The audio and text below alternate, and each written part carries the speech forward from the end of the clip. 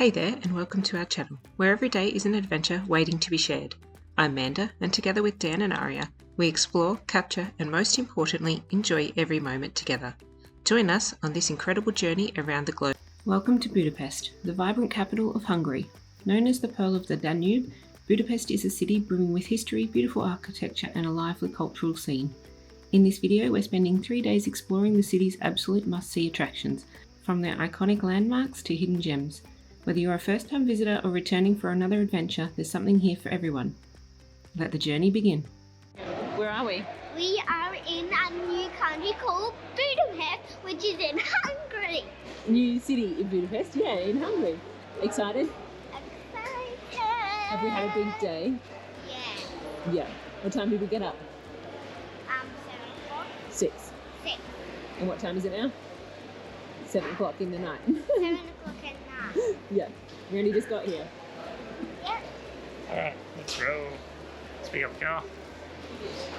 So we've got another hire car. We're picking it up today from the airport. So we don't have to transfer. So we don't have to do public transport back and forward and stuff.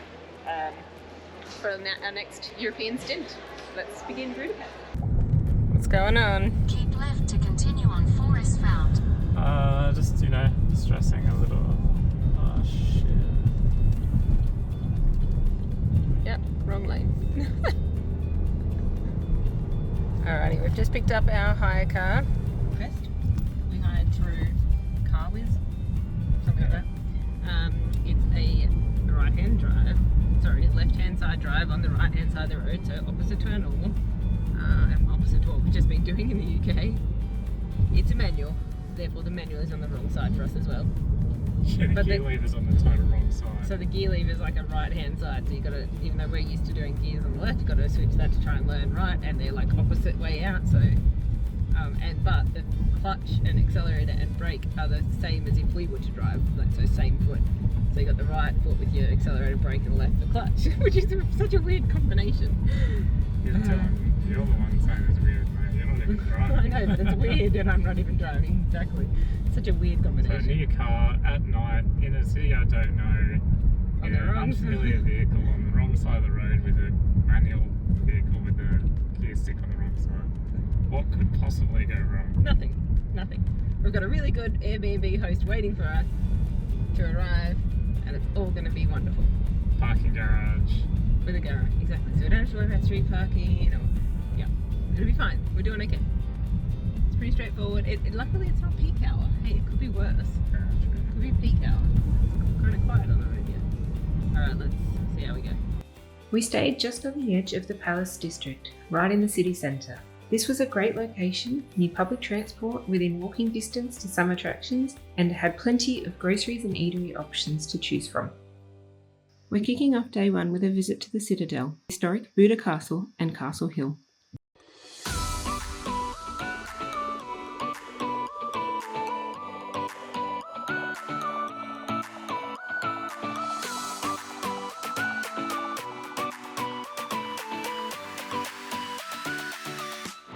Good morning.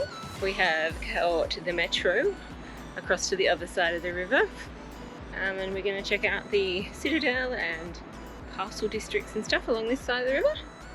Started off wandering up the very steep hill to the Citadel. We've stopped at a lookout over the city, which is very cool.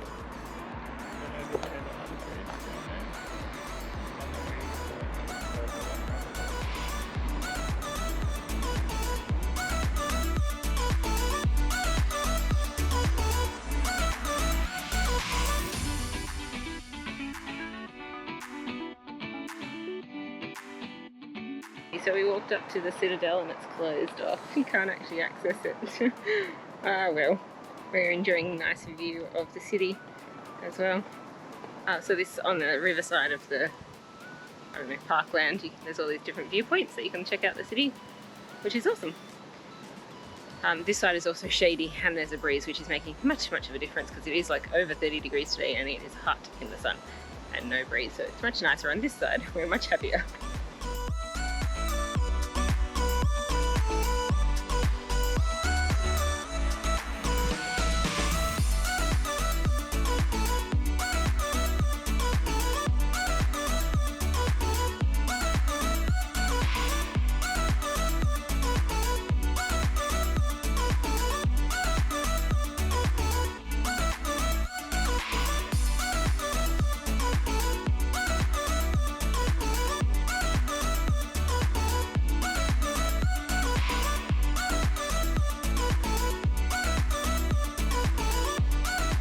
Sitting on the western side of the Danube, Buda Castle is a UNESCO World Heritage Site offering stunning views of the city.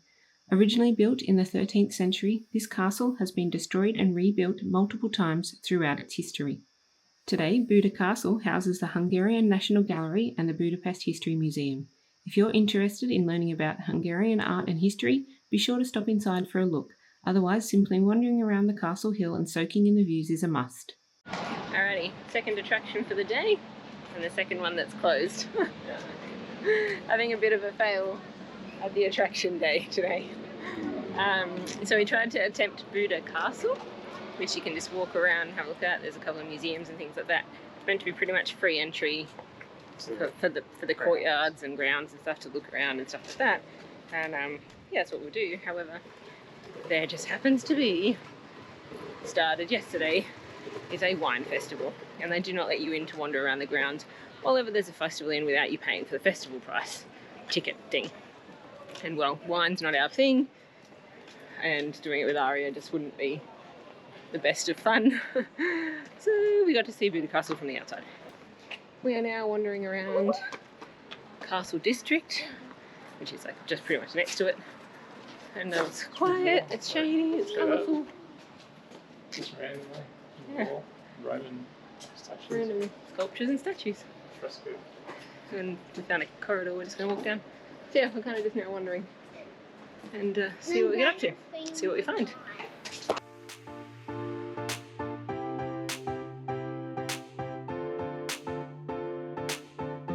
Just a short walk from Buda Castle, we arrive at the Fisherman's Bastion, one of Budapest's most picturesque spots.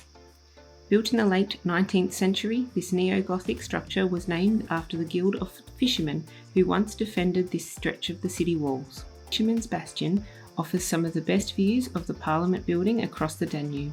The architecture is truly magical with its towers, terraces and intricate details. And the best part? Entry is free.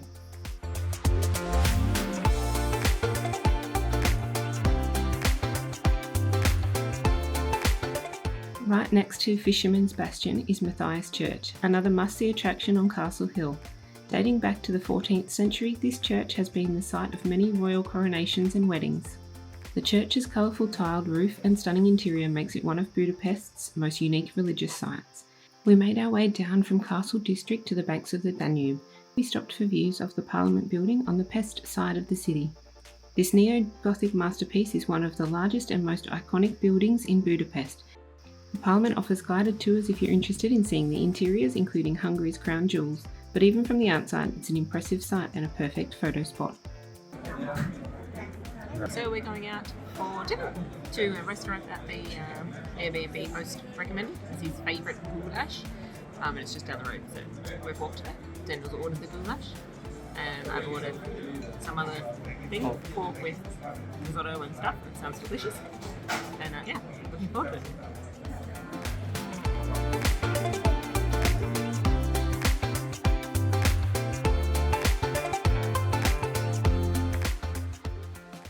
Starting day 2, we explore the Pest side of the city. Our first stop is the Ursubay Bridge, named after Queen Elizabeth of Austria. This bridge has become one of Budapest's iconic landmarks, connecting Buda and Pest and symbolising unity in the city. Just a short walk from the bridge are the Shoes of the Danube Bank, a sombre memorial dedicated to the victims of the Holocaust. Here, iron shoes line the riverbank, representing those who were tragically forced into the river during World War II. It's a powerful reminder of Budapest's history. Due to the 36-degree heat, we didn't make it that far along the river. If you have the time, it's well worth a stop. Next, we're visiting St. Stephen's Basilica, named after the first king of Hungary. This impressive church is one of Budapest's tallest buildings and a true architectural gem. The basilica is famous for its beautiful interior and the Holy Right Hand relic, said to be the mummified hand of St. Stephen himself. For a small fee, you can also climb to the dome for panoramic views of the city. We just enjoyed the building from the outside. To end our day on a relaxing note, we headed to one of Budapest's hidden gems, right in the heart of the Danube, Margaret Island. This lush island park is a local favourite for unwinding with beautiful walking paths, gardens and plenty of space to explore. Margaret Island is filled with historical ruins and even a small zoo. It's a great place for families with open spaces for picnicking, playgrounds, and you can even rent a bike. One of the island's main attractions is the musical fountain, where water jets move in rhythm to popular songs and classical music. The show happens multiple times throughout the day, and so it's easy to catch. It's an entertaining and free activity that everyone can enjoy.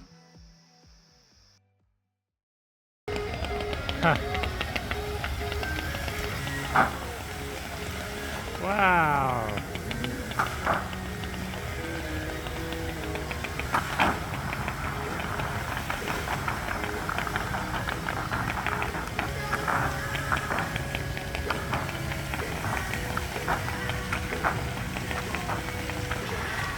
You can dance if you want, Aria.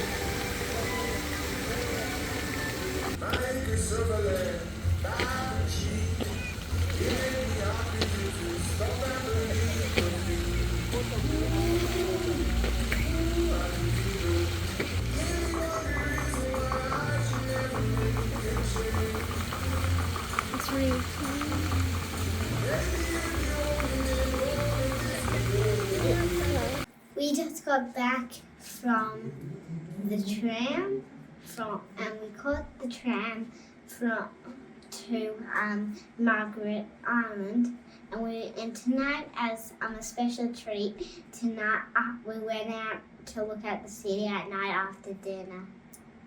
What else did we see on Margaret Island? Margaret Island, we went out to a fountain with different colours. It was amazing, and it also had music. Yeah. Very cool if you have time in Budapest. I really think go to the musical fountain. And if you walk from the down around the main entrance, you'll find lanterns hanging, an adult dance floor party on a Friday. There's also a movie. Outdoor movie, yeah. Adult movie. I really recommend if you have time and you're staying in Budapest, definitely go to Margaret Island. Good night. Alright, just got up, came out, got some breakfast from Penny, which is a European supermarket chain here in Budapest. And cost of living is pretty cheap here. This is after all the inflation and stuff that's happening around the world. Banana, 40 cents. Yogurt, 45 cents. Pastry, that's only half pastry with the full one, 70 cents. Total cost of breakfast, $3.90 Australian. And we're all happy and full. And happy and full. And we're sitting in a little random park. Yeah. In Budapest. Guys cleaning it. It's nice. Nice temperature. So fun. Yeah. On day 3, we're starting our morning at the Great Hall, Budapest's largest and oldest indoor market. It's a perfect place to grab some local treats, souvenirs, or even traditional Hungarian dishes. The market has 3 floors filled with fresh produce, meats, spices, and traditional crafts. There's heaps of local shopping here at this market in the middle of the city. Where are we? We're in the middle of the market in the middle of the city. Central market. Central market. Yeah, there's not only tourists here, there's heaps of locals here doing their fruit and veg shopping and everything, which is awesome. And it's not crowded. Not crowded. Busy, but not crowded. Yeah. Next up, we're heading to Károlyi Garden, Budapest's oldest public park and hidden gem, perfect for a family break. Nestled in the city centre, this charming park is a peaceful spot for a little fun and relaxation. But best of all, it has a lovely play area, perfect for Aria to burn off some energy.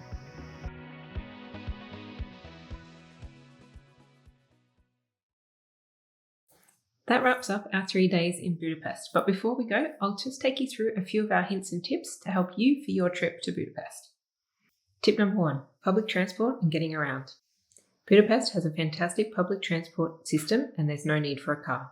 The city is well connected with buses, trams and a metro system that are both affordable and easy to use. You can grab a 24-hour, 72-hour or even a week-long travel pass which covers all the forms of public transport and it saves you money. If you're staying in the city, a lot of attractions are within walking distance. Tip number 2, cash and card. Although credit and debit cards are widely accepted, it's a good idea to have some cash on hand, especially for the smaller shops and markets, and even the toilets need coins. Hungary uses forint, not the euro, so make sure you get the correct currency. There's multiple ATMs where you can withdraw cash, just make sure you check on your card fees. We actually didn't use any cash for our time that we were here except for the toilet, so you don't have to get out lots. Depending on, obviously, how long you're spending in Budapest, but for our 3 days, we didn't really need a lot of cash. Tip number 3, accommodation and where to stay. Budapest has accommodation for every budget, from hostels through to luxury hotels and cozy Airbnbs. If you're looking for convenience, try and stay in the central district. District 5 and District 7 are the popular ones, but we stayed just on the edge of the Palace district, and it was really convenient too. We also stayed in an Airbnb and found it fantastic. Tip number 4, food and dining. Hungary has some amazing food options, from goulash to langos and even chimney cakes, and I'm sure you'll want to drive in and try something of those. Do know though that in Hungary it is customary to tip anywhere from 10 to 20% depending on the level of service. That wraps up our 3 days in Budapest. I hope you enjoyed this video, and we absolutely loved our time in Budapest and we can't wait to come back.